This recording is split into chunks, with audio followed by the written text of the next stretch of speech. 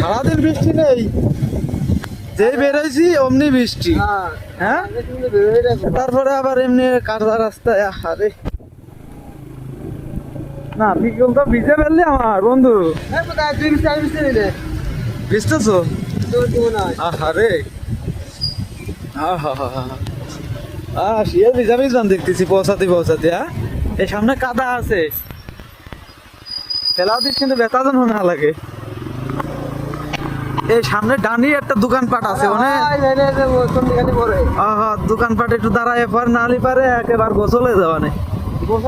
গোসল হয়ে গেছি অবশ্য, মুসারটা পাবার না তো। আস্তে করে মোর টান নিস, এনে খুব পিছলে আস্তে করে টার্নিং নিয়ে ঢুকে দেবে একটা ঝাপের মধ্যে।